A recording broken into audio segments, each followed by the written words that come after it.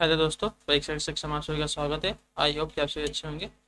तो चलिए आज की प्रैक्टिस सेट की अगली क्लास शुरू करते हैं। इसके पहले की क्लास अगर आपने हमारी नहीं देखी तो हमारे चैनल पर उसकी प्लेलिस्ट है, आप जाकर उसको एक बार जरूर देखिए और चैनल को सब्सक्राइब कर लीजिए।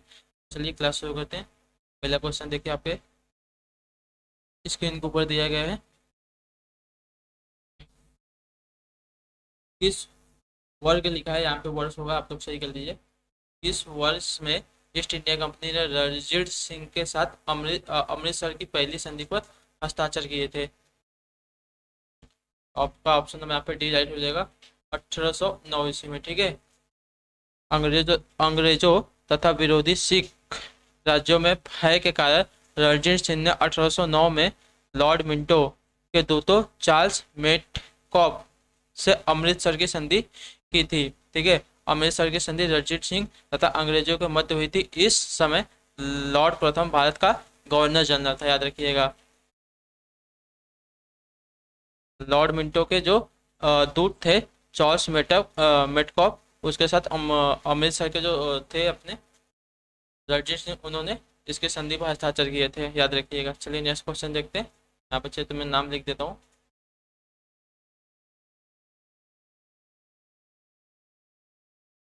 मेटकॉफ, ठीक है, लॉर्ड मिंटो का दूत था ये। चलिए नेक्स्ट क्वेश्चन देखते हैं। आपका सेकंड है, 1828 में ब्रह्म समाज की स्थापना निम्नलिखित में से किसके द्वारा की गई थी? तो आपका ऑप्शन नंबर ए राइट हो जाएगा, राजा राम मोहन राय द्वारा, ठीक है।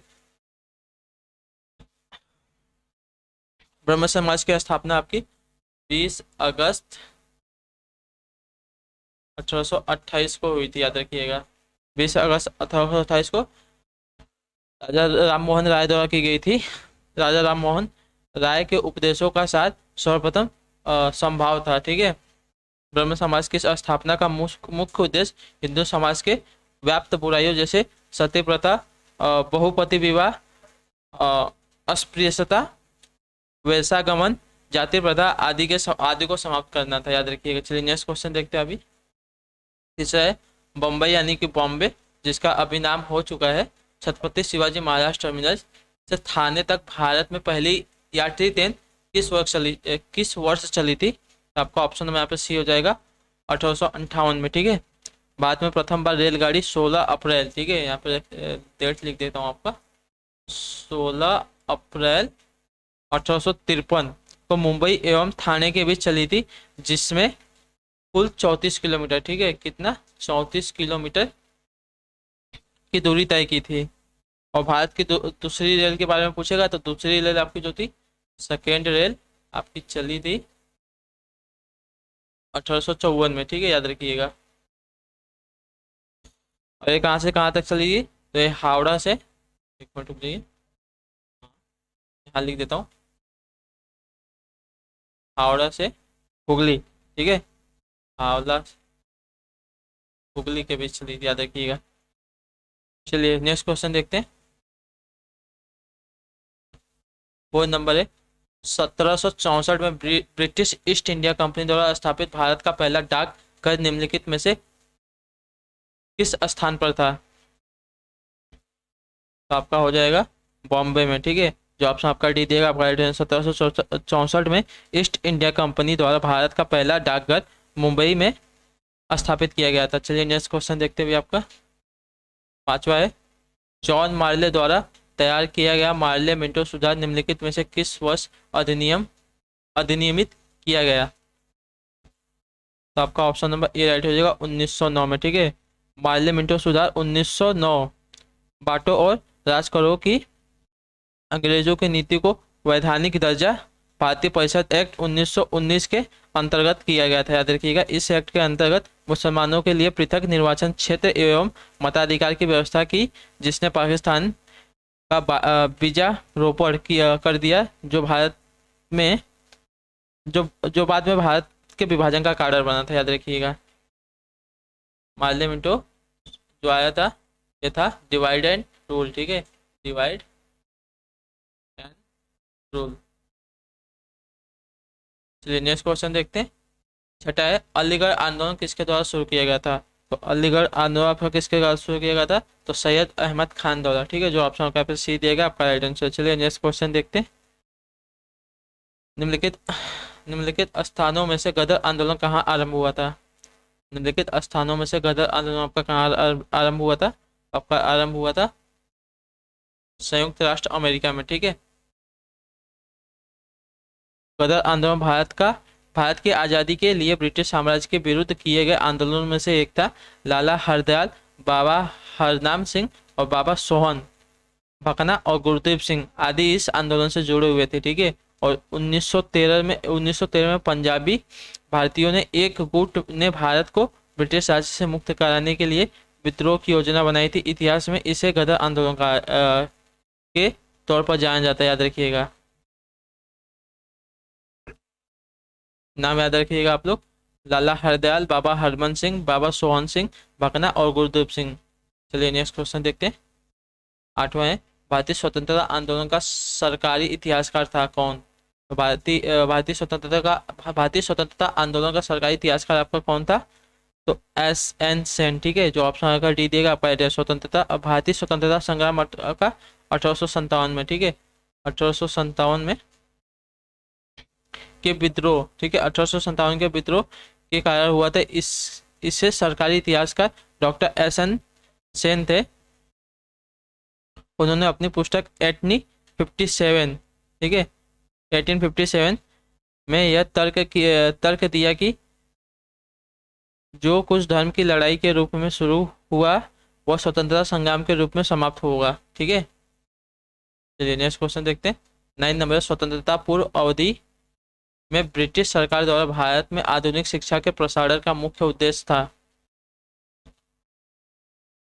तो छोटे प्रशासनिक पदों पर नियुक्ति हेतु शिक्षित भारतीयों की आवश्यकता, ठीक है। जो ऑप्शन आपका ए दिएगा आपका आंसर हो जाएगा। ब्रिटिश काल में शिक्षा में मिशनरियों का प्रवेश हुआ। इस काल में महत्वपूर्ण शिक्षा दस्तावेजों में मैकाले का घोषणापत्र 1835, वुड का घोषणापत्र आपका 1854 और हंटर आयोग का आपका 1882 सम्मिलित है। इस काल में शिक्षा का उद्देश्य अंग्रेजों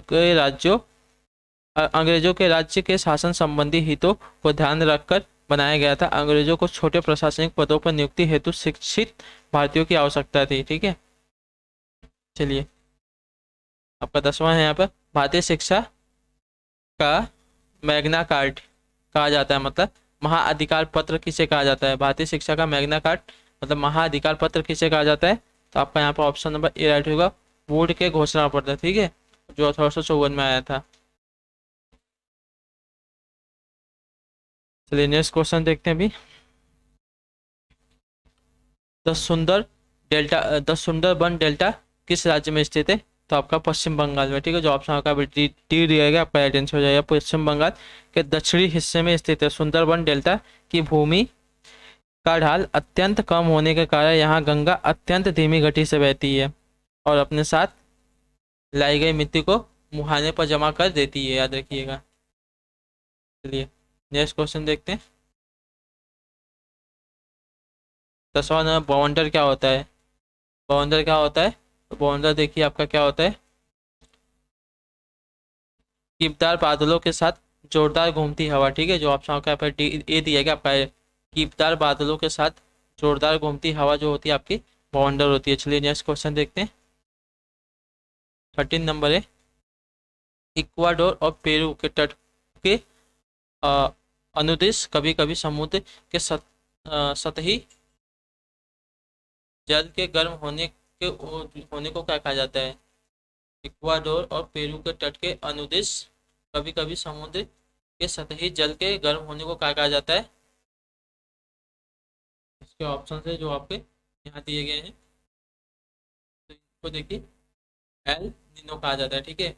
एल नीनो नामक घटना भूमध्य रेखा के आसपास प्रशांत क्षेत्र में घटित होती है, लेकिन हमारी पृथ्वी के सभी जलवायु चक्र इससे असर में आते हैं, ठीक है। नेक्स्ट क्वेश्चन देखते हैं।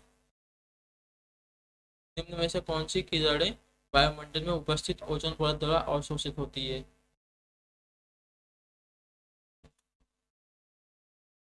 तो आपका ऑप्शन नंबर यहाँ पे राइट हो जाएगा, पराबैंगनी किरण, ठीक है। ओजोन द्वारा पराबैंगनी किरणों को अवशोषित कर लिया जाता है। चलिए नेक्स्ट क्वेश्चन देखते हैं। द्वीप समूह का तात्पर्य क्या है? तो द्वीप समूह का तात्पर्य क्या होता है? तो आपका काफी हद तक निकटी द्वीपों का समूह, ठीक है, जो आपको यहाँ पे ये दिया गया है, आपका काफी हद तक जो निकट द्वीपों का समूह होता है उन्हें द्वीपीय समूह कहा जाता है। चलिए नेक्स्ट क्वेश्चन देखते हैं अभी।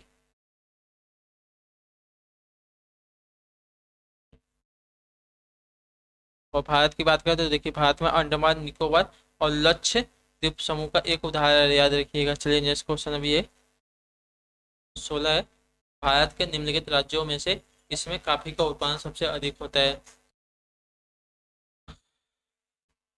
तो कर्नाटक राज्य में, ठीक है, जो ऑप्शन आपका यहाँ पर डी दिएगा आपका राइट आंसर होगा। भारत में सर्वाधिक कॉफी के उत्पादन राज्य हैं चार, ठीक है, याद रखिएगा कौन कौन से। पहले पर कर्नाटक आता है, उसके बाद आपका केरल आता है, ठीक है, दूसरे पे केरल आता है, और तीसरे की बात करें,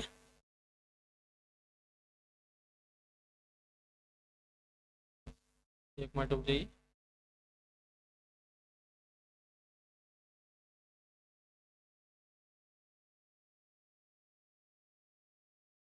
ठीक है, दूसरे पे आपका केरल आता है, और तीसरे पे आपका तमिलनाडु आता है, और फोर्थ पे आपका आंध्र प्रदेश, ठीक है, याद रखिएगा। जो फोर्थ है आपका आंध्र प्रदेश आता है, याद रखिएगा। चलिए नेक्स्ट क्वेश्चन देखते हैं अभी आपका 17 नंबर। इनमें से कौन सा बैंक और उनकी टैगलाइन के बीच एक असंगत मिलान है? तो ये क्वेश्चन आपको कल कराया गया था। पंजाब नेशनल बैंक, बढ़ती का नाम जिंदगी नहीं होता है, बढ़ती का नाम जिंदगी आपका LIC का टैगलाइन है। इसका टैगलाइन है the name you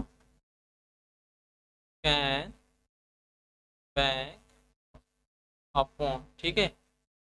Punjab national bank का टैगलाइन है, और कोटक महिंद्रा का लेट्स मेक मनी सिंपल, और देना बैंक का आपका ट्रस्टेड फैमिली बैंक, याद रखिए। एक्चुअली नेक्स्ट क्वेश्चन है अभी 18 है। इनमें से कौन सा कारक नहीं है जो भारतीय संविधान के निर्माण में योगदान देता है?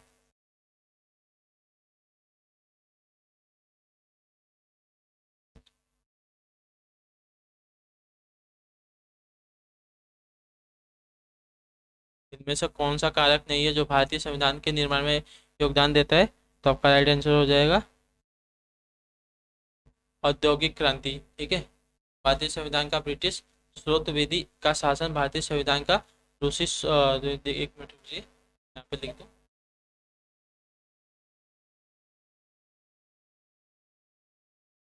भारतीय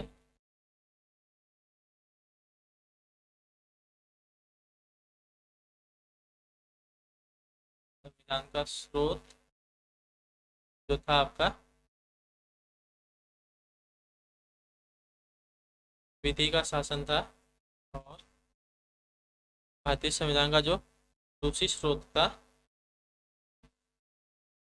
ये क्या था आपका? तो मूल कर्तव्य, ठीक है, आपका मूल कर्तव्य था। और भारतीय संविधान का जो अमेरिकी स्रोत है, जो आपका अमेरिकी स्रोत है, ये आपका क्या है? तो अमेरिकी स्रोत है आपका मूल अधिकारता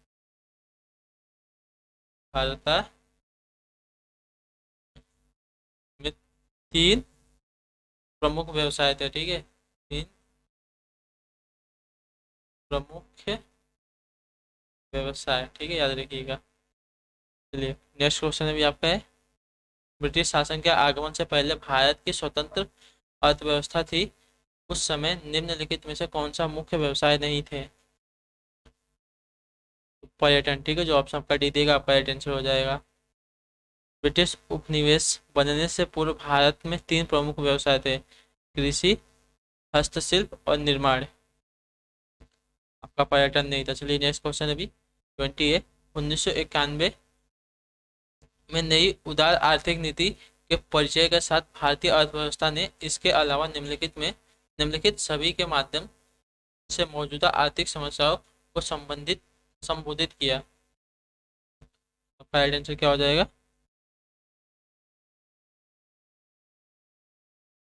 औद्योगिकरण, ठीक है, औद्योगिकीकरण आपका राइट आंसर हो जाएगा। वर्ष 1991 की नई आर्थिक नीति द्वारा तीन सिद्धांत लागू किए गए थे,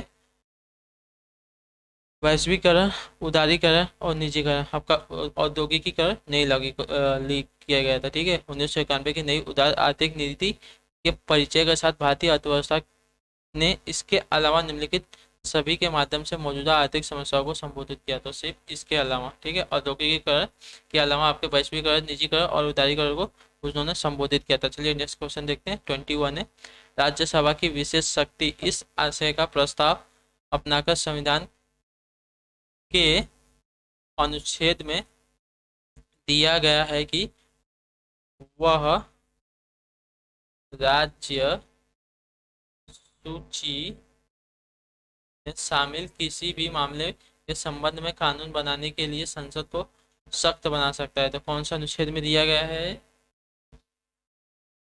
आपका अनुच्छेद 249 में, ठीक है, जो ऑप्शन यहाँ पे आपका डी दिया गया है 249 में, ठीक है।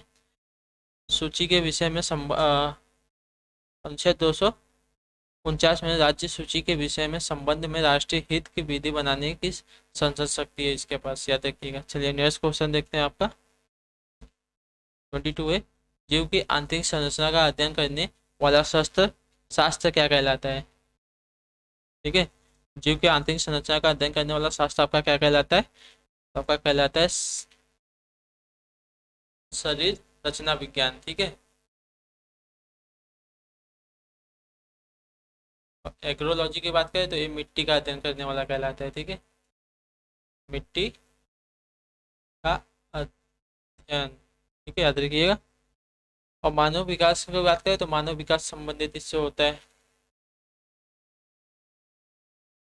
मानव विज्ञान से, याद रखिएगा। मानव विकास, मानव मानव विकास। चलिए नेक्स्ट क्वेश्चन देखते हैं भी आपका। और कृषि की बात करें तो इसको बताए एग्रीकल्चर, एग्रीकल्चर साइंस, ठीक है। चलिए नेक्स्ट क्वेश्चन देखते हैं। अनुच्छेद कौन से अनुच्छेद के प्रावधानों के तहत लोकसभा और राज्यसभा की संयुक्त बैठक को राष्ट्रपति द्वारा बुलाया जा सकता है? तो आपका ऑप्शन नंबर यहाँ पे सी राइट हो जाएगा, 108वें अनुच्छेद का दवा, ठीक है। संविधान में अनुच्छेद 108 ए के तहत, ठीक है, 108 ए में यह उपबंध है कि जब किसी सभा द्वारा पारित किसी विधेयक को अन्य सभा द्वारा अस्वीकार किए जाने या विधेयक में किए गए संशोधन के बारे में दोनों सभाओं अंतिम रूप से असहमत होने या दूसरी सभा का विधेयक प्राप्त होने की तारीख से उसके द्वारा विधेयक पारित किए बिना 6 माह से अधिक बीत जाने पर लोकसभा का विघटन होने के कारण यदि विधेयक व्यापगत नहीं हो गया है तो राष्ट्रपति संयुक्त बैठक बुलाने के लिए आमंत्रित करने आशय की अधिसूचना यदि वे बैठक में हैं तो संदेश द्वारा दिए जाते हैं, यदि वे बैठक में नहीं है तो अधिसूचना द्वारा देगा। राष्ट्रपति ने सभाओं के समूह बैठक संबंधी प्रक्रिया के अधिनियम हेतु अनुच्छेद 108 के खंड 3 के अनुसार संसद नियम बनाए हैं। अभी तक ऐसा 3 बार हुआ है जब संसद की संयुक्त बैठक विधेयक पर विचार और पारित किया गया है, याद रखिएगा। आप लोग इतना मत सोचिएगा, बस कोई अगर विधेयक पास होता है, शॉर्ट में बता दूं, अगर कोई विधेयक पास होता है तो उसमें दोनों सदनों के विधेयक अगर सहमत नहीं होते हैं और वो पास नहीं होता है तब अनुच्छेद 108 के अनुच्छेद 108 के खंड 3 के द्वारा आपका जो राष्ट्रपति होता है राज्यसभा और लोकसभा की संयुक्त बैठक बुला सकता है, बस इतने याद रखिएगा। चलिए नेक्स्ट क्वेश्चन देखते हैं। 24 नंबर है, लोकसभा में मतदान करते समय टाई की स्थिति में किसके पास वोट डालने का अधिकार होता है? तो स्पीकर के पास, ठीक है, जो ऑप्शन आपका डी बी देगा आपका राइट आंसर। लोकसभा का अध्यक्ष संसद के निम्न सदन का सभापति होता है। लोकसभा अध्यक्ष का पद भारतीय लोकतंत्र में एक महत्वपूर्ण स्थान रखता है। अध्यक्ष पद के बारे में कहा गया है कि संसद सदस्य अपने अपने निर्वाचन क्षेत्र का प्रतिनिधित्व करते हैं। अध्यक्ष सदन के ही पूर्व प्राधिकारी का प्रतिनिधित्व करता है, ठीक है, याद रखिए। चलिए नेक्स्ट है भी आपका 25 है, ग्राम सभा में निम्न में से कौन शामिल है? ग्राम सभा में निम्न में से कौन शामिल होता है? देखना रुक जाइए।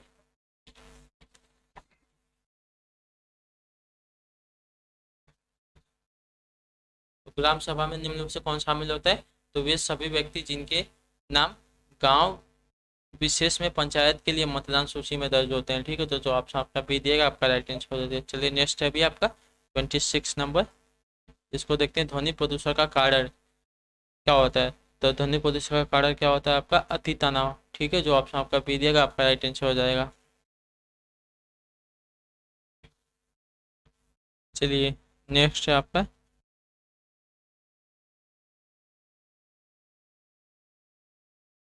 27 नंबर। पॉलिश दार स्टील की चम्मच की आंतरिक सतह इसकी तरह तरह किसकी तरह मतलब कार्य करती है, बताइए। पॉलीजाइज स्टील की चम्मच आंतरिक सतह पर किसकी तरह कार्य करती है, तो आपका राइट आंसर हो जाएगा अवतल दर्पण की तरह। ठीक है, जो ऑप्शन आपके यहाँ पे ये दिया गया आपका राइट आंसर हो जाएगा। चलिए नेक्स्ट है अभी आपका 28 नंबर। कैल्शियम नाइट्रेट और पोटेशियम डाइक्रोमेट के सही रासायनिक सूत्र क्रमशः क्या है।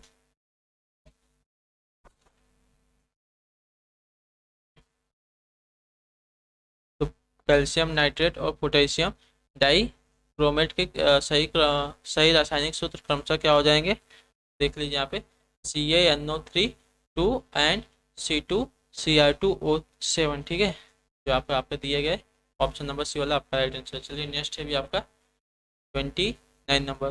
दो अमिश्रणीय तरल पदार्थों का पृथक्करण उनके अंतर में आधार पर किया जा सकता है, बताइए। तो दो अमिश्रित तरल पदार्थों का पृथक्करण उनके घनत्व, ठीक है, उनके घनत्व के कारण, जो आपका यहाँ पे ऑप्शन नंबर ए दिया गया है, घनत्व के अंतर के आधार पर किया जा सकता है। जो ऑप्शन आपका ए दिएगा आपका राइट आंसर है। दो अमिश्रित तरल पदार्थों का पृथक्करण उनके घनत्व के आधार के अंतर के आधार पर किया जा सकता है। चलिए नेक्स्ट है भी आपका 30 नंबर है। जब एक विमान तेजी से आगे बढ़ता है तो दबाव के साथ क्या देता है। तो जब एक विमान तेजी से आगे बढ़ता है तो वह क्या देता है, पंखे के नीचे का दबाव, पंखे के नीचे का दाब पंखे के ऊपर के दाब से अधिक होता है। ठीक है, जो ऑप्शन आपके यहाँ पे सी दिएगा आपका राइट आंसर हो जाएगा। जब एक विमान तेजी से आगे बढ़ता है तो पंखे के नीचे का दाब पंखे के ऊपर के दाब से अधिक होता है, याद रखिएगा। तो इसी के साथ जो आज की क्लास है आपकी कंप्लीट होती है। तो आई होप कि आपको क्लास अच्छी लगी हो। आपका कोई भी डाउट हो, कोई भी कमेंट हो, हमें बता सकते हैं। और आप सभी का क्लास में जुड़ने के लिए शुक्रिया। हम आपसे मिलते हैं आपकी अगली क्लास में। तब तक के लिए टाटा बाय बाय, जय हिंद जय भारत।